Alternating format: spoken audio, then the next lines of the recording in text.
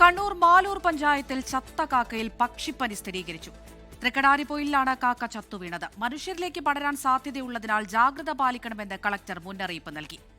അജീഷ് ജയകുമാർ കണ്ണൂരിൽ നിന്ന് വിവരങ്ങൾ നൽകാനായി ചേരുന്നുണ്ട്. അജീഷ്, കുറച്ച് ദിവസങ്ങൾക്ക് മുൻപ് ഇരിട്ടിയിലും ഇത്തരത്തിൽ ചത്ത കാക്കയ്ക്ക് പക്ഷിപ്പനി സ്ഥിരീകരിച്ചിട്ടുണ്ടായിരുന്നു. ആശങ്കപ്പെടേണ്ട സാഹചര്യമാണോ? നിലവിൽ ആശങ്കപ്പെടേണ്ട സാഹചര്യമില്ലെന്നാണ് ജില്ലാ കളക്ടർ പറയുന്നത്.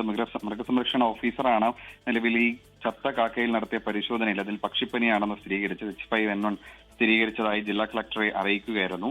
ഇനി പ്രതിരോധ നടപടികൾ സ്വീകരിക്കാൻ തദ്ദേശ സ്ഥാപനങ്ങളെയും ഒപ്പം തന്നെ ആരോഗ്യവകുപ്പിനെയും ജില്ലാ കളക്ടർ നിർദ്ദേശിച്ചിട്ടുണ്ട്. ഈ വൈറസ് ബാധിതരായിട്ടുള്ള പക്ഷികളുമായി സമ്പർക്കത്തിൽ ഏർപ്പെട്ടു കഴിഞ്ഞാൽ മനുഷ്യരിലേക്കും ഈ പനി പടരാൻ സാധ്യതയുണ്ട്. പക്ഷെ ആശങ്കപ്പെടേണ്ട സാഹചര്യമില്ല.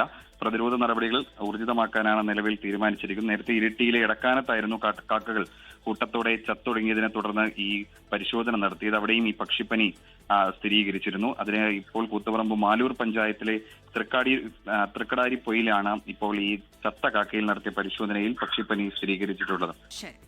അജീഷ് ജയകുമാറാണ് കണ്ണൂരിൽ നിന്ന് വിവരങ്ങൾ നൽകിയത്. ലോകത്തെവിടെയായാലും ഏത് സമയത്തും 24 വാർത്തകളും ഓഗ്മെന്റഡ് റിയാലിറ്റി പാക്കേജുകളും എക്സ്പ്ലെയിനറുകളും വിശദമായി കാണാൻ ഞങ്ങളുടെ യൂട്യൂബ് ചാനൽ നിങ്ങൾക്ക് സബ്സ്ക്രൈബ് ചെയ്യാം.